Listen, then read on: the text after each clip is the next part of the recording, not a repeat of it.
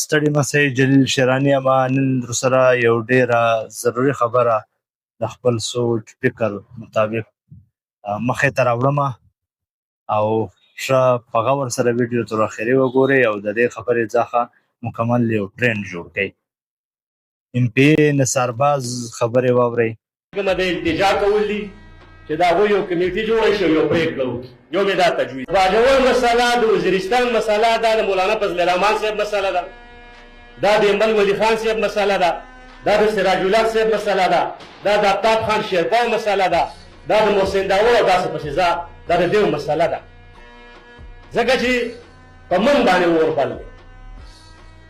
د وقار افریدي خبرې واورئ. ځکه چې تاسو دغه کام ته واضح شئ چې تاسو نه د دې کام سره ولاړ، تاسو صرف د دې کام په سرونو باندې سیاست کوئ او تاسو دلته چل په دغه 15 سیاسي مشرانو کښې دی. دغه 15 سیاسي مشران ولې نه یو کاږي؟ دی ولې یو بل سره نه کښېني؟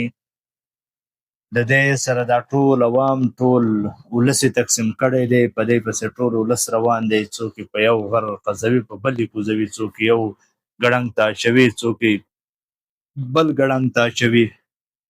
دغه 15 مشران ولې نه یو کاږي؟ دغه 15 مشران ولې په خپل اتفاق اتحاد نه کوي چې دوی وایي له موږ سره پښتون نه دی او له موږ سره ولس نه دی یو؟ دغه 15 مشران ولې په خپلو کې اتفاق نه کوي؟ دغه ټول پښتون ولس، دغه ټول خلک له دوی سره دي. که دغه 15 مشران خپل مفادات او خپلې خانۍ، خپلې کرسۍ پرېږدي، دغه پښتون ولس ټول یو دی او که نه دی؟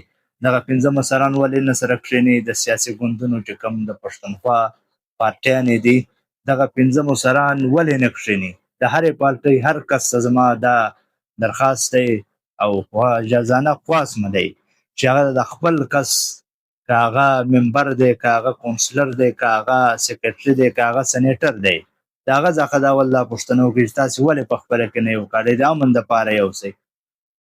کم یوه ګټه کړې ده؟